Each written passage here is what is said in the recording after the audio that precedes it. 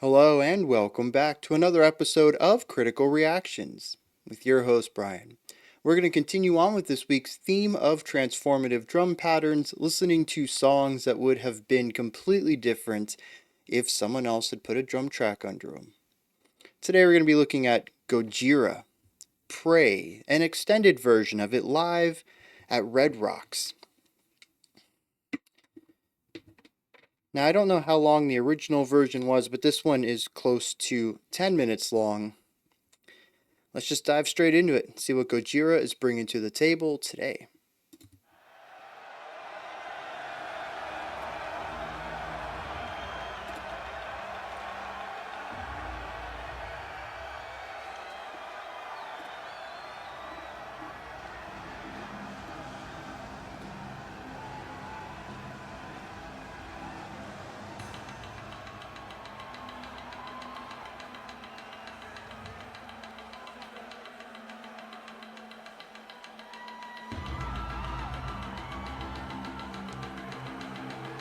Alright, I did check real quick just now. It looks like the original was just over 5 minutes, which means we've added another 35 to 40% to the song, a pretty hefty chunk.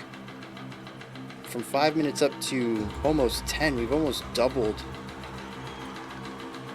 the song entirely. I don't know if this intro is in the original though.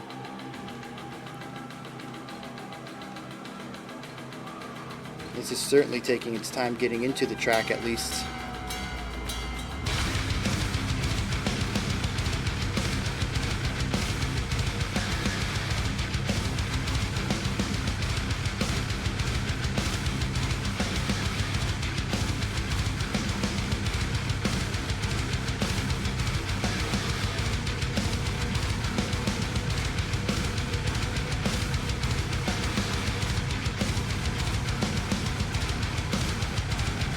What time signature is this? I can count it out in 4, but the phrasing is a little odd.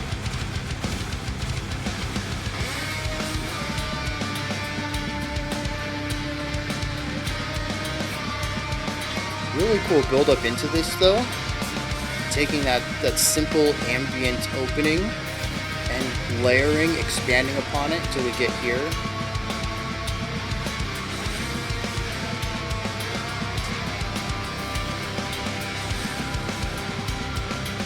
I'm a little iffy on the texture layering there between the guitar and vocals.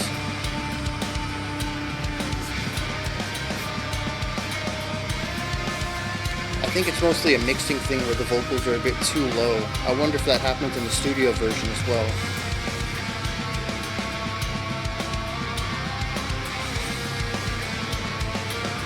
Yeah, the more I think about it, the idea is solid. I'm just not sold on the execution here.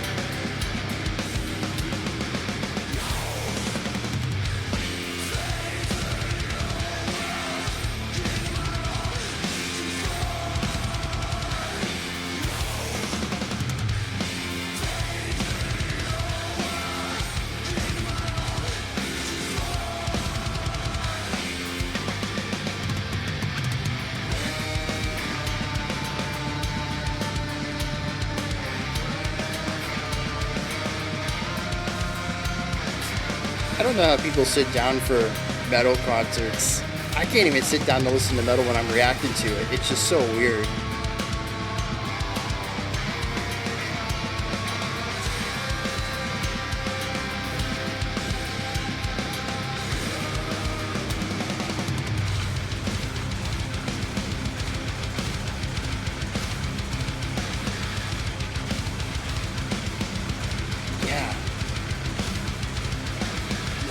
Really curious about that pad. I think it's a 3 of some sort.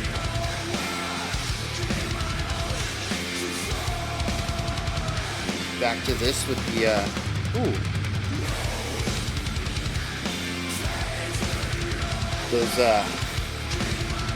those bass kicks lining up with the guitars, just really hammering that rhythm home.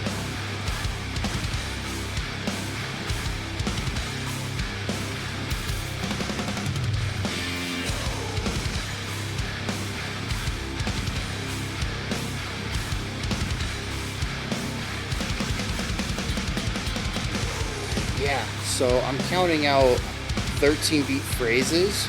The guitars are focusing on a four beat pulse. The drums are working on a 3, which gives us that polymetric juxtaposition where the drums shift to a different accent beat than the guitars do on the second half of that phrase. That's what's going on there. And I bet you that's something similar to what's happening at the beginning, because it's the same sort of discombobulation I felt there as well, just not really getting a strong sense of where the pulse was in a similar way. Metric confusion, I think I'll call it. It's a very similar metric confusion happening in both sections. So the song just ended there.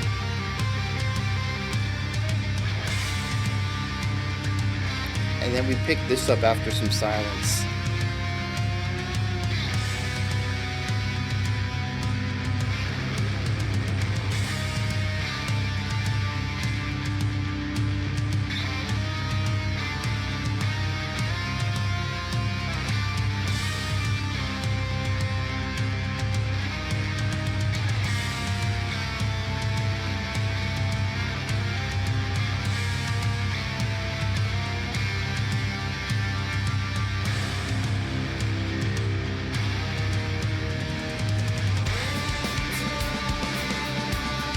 Back to the verse.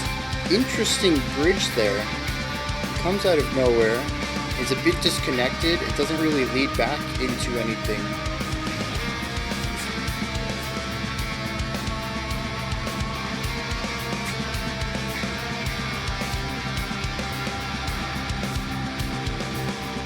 Oh, wait.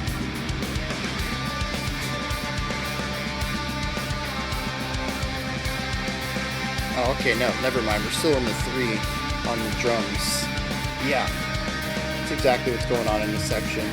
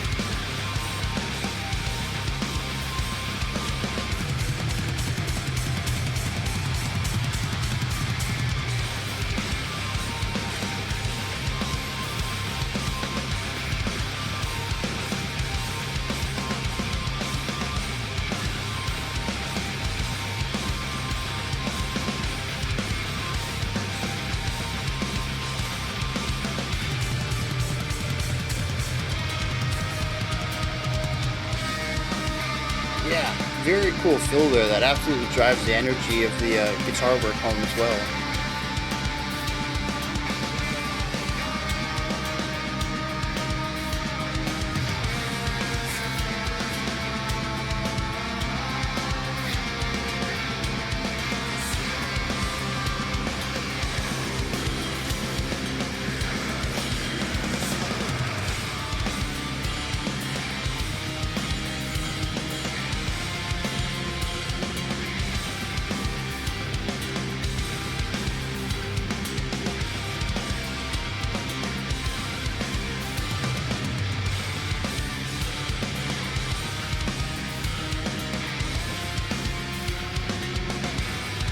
So the drums have actually shifted to a 2-beat phrase of the same idea.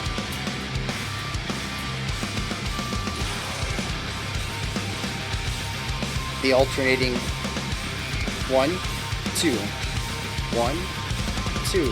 Well, that was a fill, but yeah, this is a 2-beat phrase of that same 3-beat phrase we heard earlier, which was 2 singles and a double.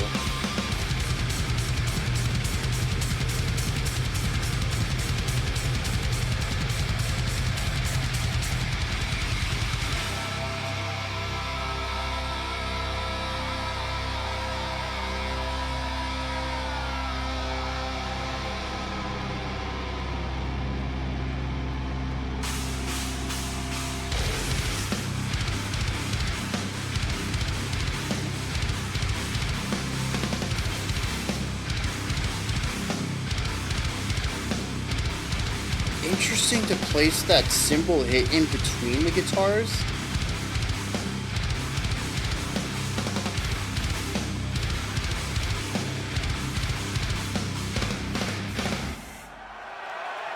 It's not really in between, it's at the end. The guitars do dig it, dig it, dig it, dig it, three quick hits, and the cymbal is an invisible fourth hit at the end of that grouping of 16th notes. It's a continuation of what the guitar. That is such a bizarre thing to do. Wow. Because it makes it feel like the cymbals are dragging at that point, and they're not. They're just it's sort of a hocket in a sense where they're picking up a piece of silence that the guitars chose not to play. They're filling in a space of the guitar's melody. Well, rhythm in this case. Wild.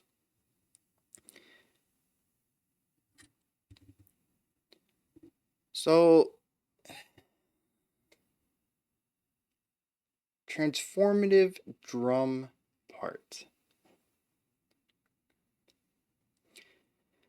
I think we're probably looking at the verse here. And any time that we have the 3 against 4 polyrhythm. Polymeter. Let me put it that way. It is not a polyrhythm. Um, it it creates a flurry, a whirlwind in every section that it comes up. Basically, the drums are they're accenting every other beat, but they do so on 2, 4, and 6. The half beat before the sixth beat, and then on the sixth beat, we get that double hit. So ka ka ka ka. That's the phrase right there, right? We hear this all throughout the song. It's the first drum thing we hear coming into the track. It pops up all over the place. The thing is that the vocals and the guitars are playing with 4 beat phrases, or if we're going to look at the 6 beats of the drums, 8 beats total. Um, well, yeah, 3 beat. So let me back this up a second. The drums are playing in 3 with 6 beat phrases, so 2 bars of the 3. The guitars are playing in 4, also on 2 bar phrases, looking at an 8 beat phrase. So we have this 6 against 8 where the drums will actually start their idea over on beat 7 of what the guitars are doing, making them slowly get out of phase with each other. They do eventually lock back up. This happens twice per verse. We have one in the middle of the verse where they lock back together, and then one at the end where we usually have a drum fill that takes us into the next section, whether that's a bridge or a chorus or whatever. It creates a lot of weirdness, though, where you'll hear the vocals finish one of their long notes and they start another one on a downbeat, and your brain's like, oh, that's the beginning of a phrase.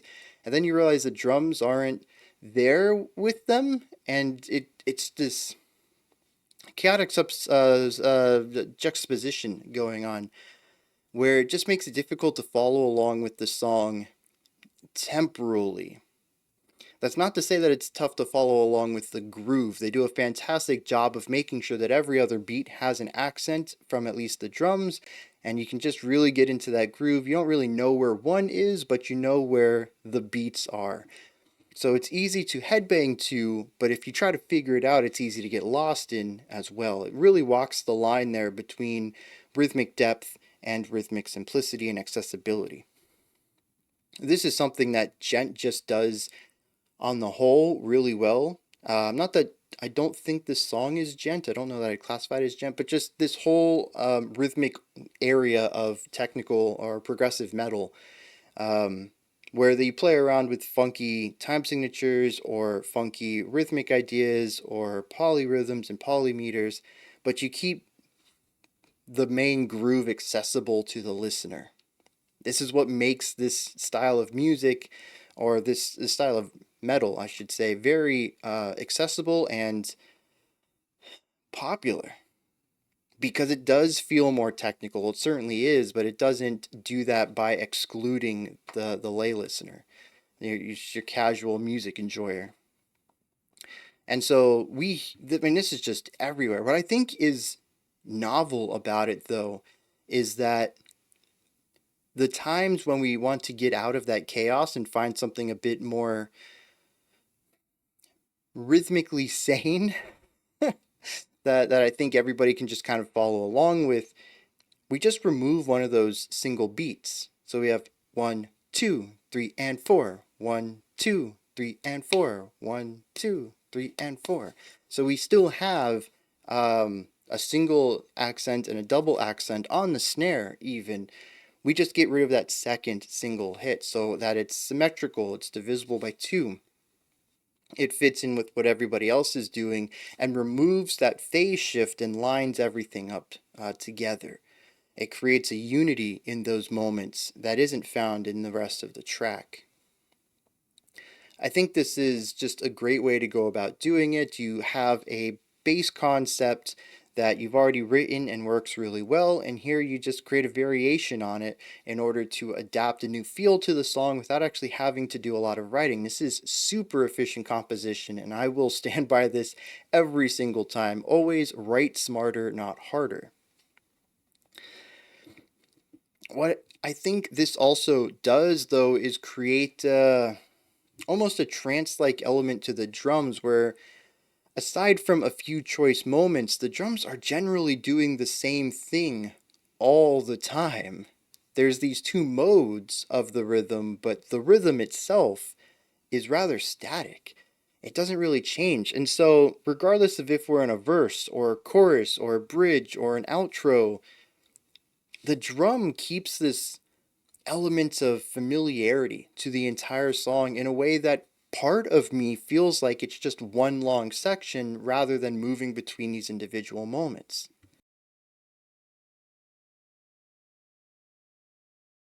It almost turns it into a meditative experience where the meditative flow just shifts and alters from time to time. It's a very interesting experience to have a song not move anywhere and always fluctuate between two extremities. Those technically shouldn't be possible. They're opposite ends of a rhythmic spectrum, and yet it's true.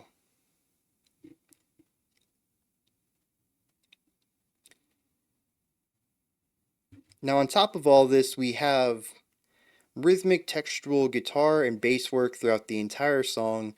The one deviation from this is the guitar line that plays along with and provides harmony for the vocal melody in the verse.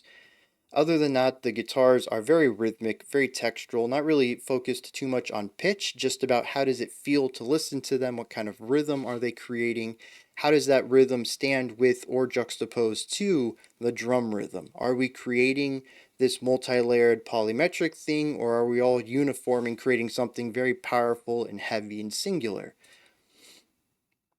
It is simple but effective guitar writing.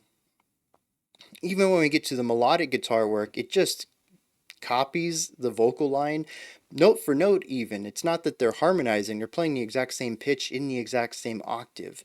The thing that we get out of that is texture layering, where we get to hear the timbre of the vocals against the timbre of the electric guitar and hear something that's acoustic paired with something distorted and overdriven and a bit gnarly, and listen to how those sounds intertwine while they're playing the same pitch. The wavelengths are identical, but the colorings of those wavelengths are not.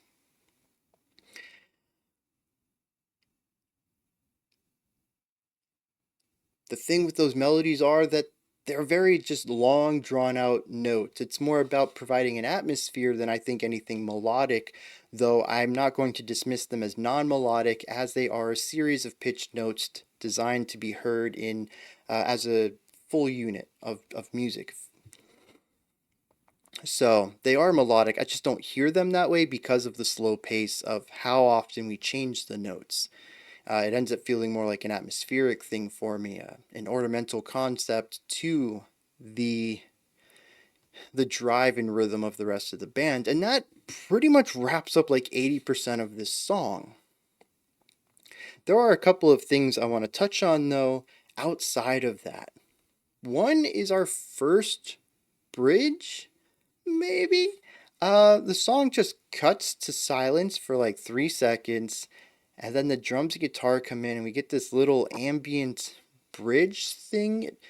It feels like it's supposed to be contemplative, but it comes out of nowhere. There's just, like I said, that hard silence into this section. It seems to be quite a bit divorced from everything else.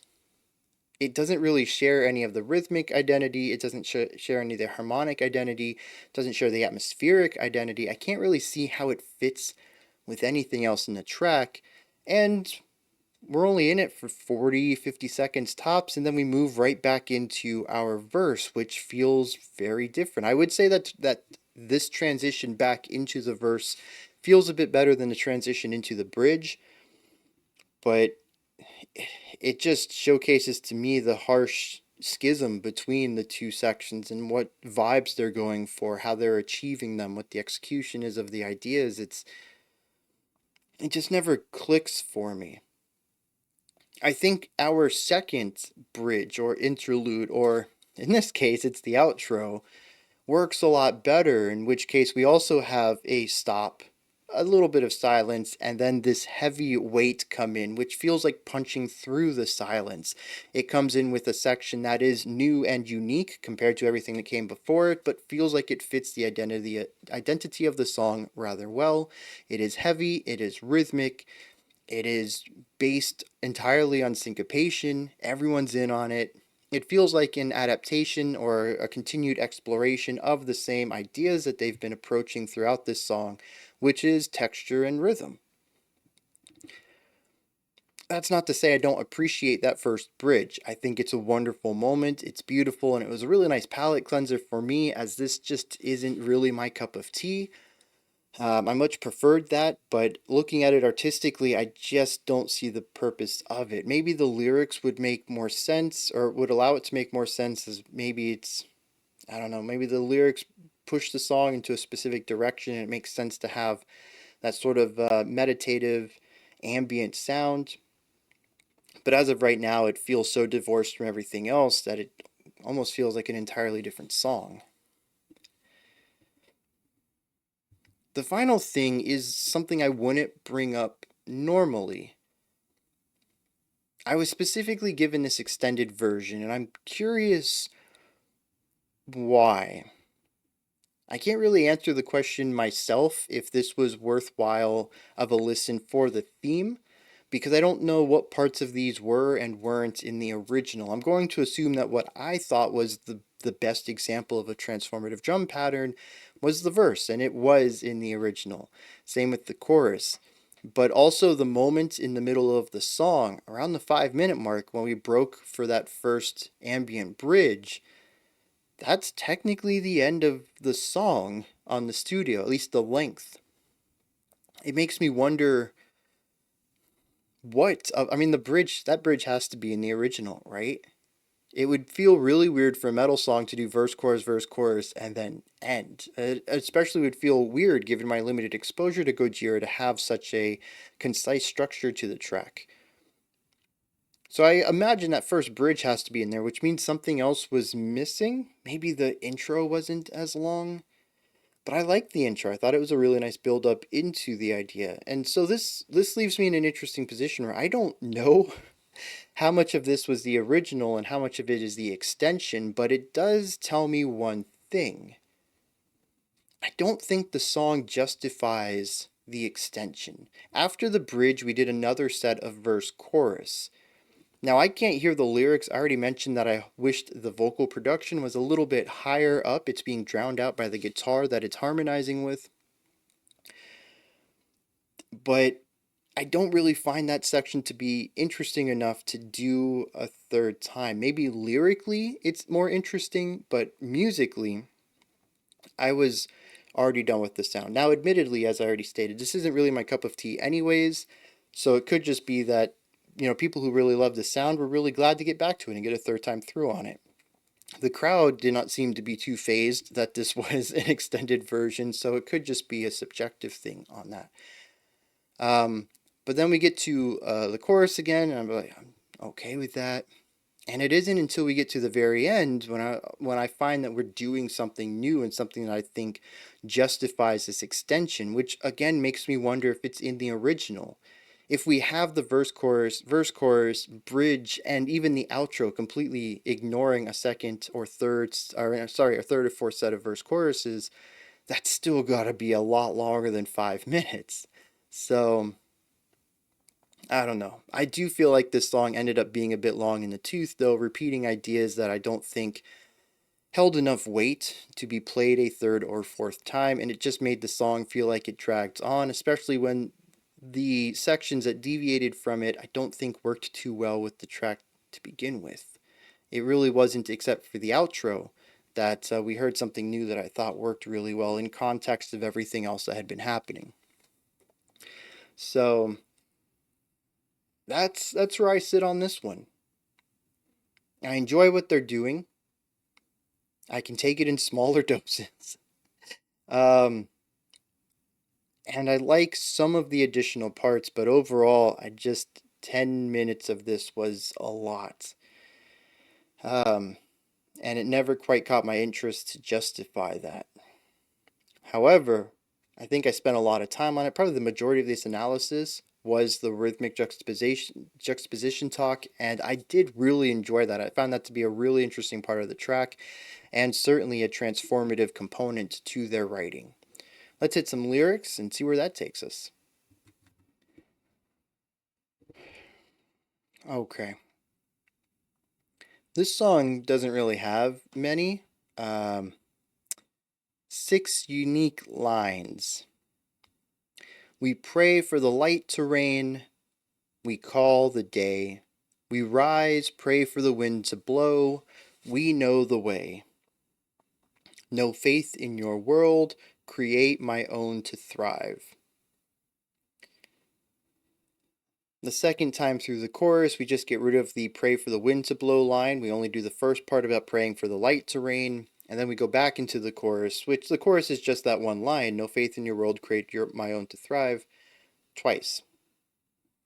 These are very few words, which kind of lines up with the idea that many of the notes that the vocals were singing were just really long, drawn out syllables. We spend a lot of time saying very little, which actually works on both. On the micro level, the verses are very long and don't have a lot of words to them, but even on the macro level, we spent 9.5 minutes saying 6 sentences. 6 unique sentences, anyways. Now, it is possible that the live version has a different set of lyrics. I could only find the studio version. As such, I only see 2 verses and 2 choruses. And I know we definitely had a third and maybe a fourth of each of those. But if they're already repetitive, why not just repeat them again, which just calls into question why make a third set of any of this to begin with. If musically it isn't new and lyrically it isn't new, it just becomes repetitive, and maybe that's the purpose of it. The concept here, it seems, is praying for good things to happen. We call the day, we pray for light, we pray for wind. We do this because we know the way. We have to do these things in order for them to happen. It almost seems like a separate person comes in during the chorus and says, there's no faith in your world, so you create my own. No, that's the same person, isn't it?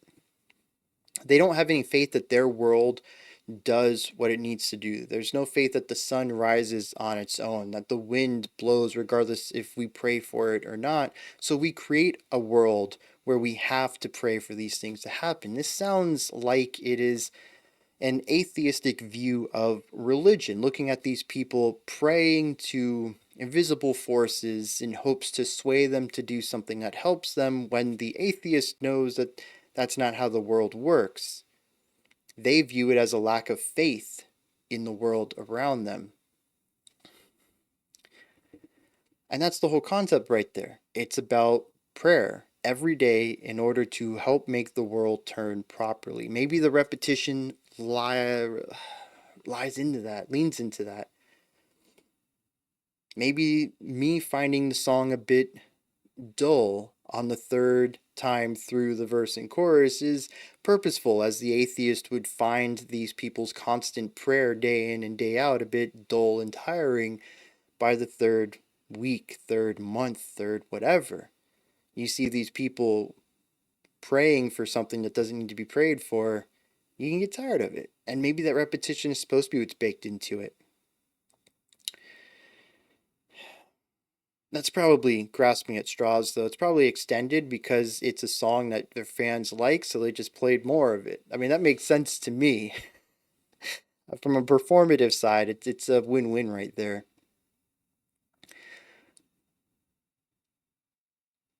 And I'm trying to fit the intro and the out. I mean, not the intro. Well, no, not the intro. The first bridge and the outro into this whole perspective, and I don't see it either. They just seem to be new sections that help them pace the song better in the case of the first one, and wrap the song up in a big, larger than life way in the outro. I guess they work in that perspective, especially for their fans who seem to like this song. I I can say I don't get it, but I think that's pretty typical with stuff like this. We saw earlier this week, we checked out Meshuggah, and I'm kind of in the same boat. Rhythmically impressive tracks are fun to break down. I do enjoy them from arm's length, but I typically just I don't enjoy listening to them on my own time. I need a little bit more substance in the melodic quality. And that's where Gojira sits. I think they do a fantastic job with this. It is a great song. It's just not for me. Those are my thoughts. Gojira's Prey. Let me know what you thought of this. Anything that stood out to you, anything that you'd like to add on to what I said or correct me on. Maybe just give me your own thoughts, perspectives, and opinions. Toss all that stuff down in the comments section. Above that, in the description box, is a link for Linktree. Takes you to this menu right here. You can find links to my music, ways to support the channel, a link to the Discord server, and so much more. Above that, if you could, like, subscribe, and ring the bell. I greatly appreciate all three of those. That wraps it up for this one, though we do have a special selection coming up next.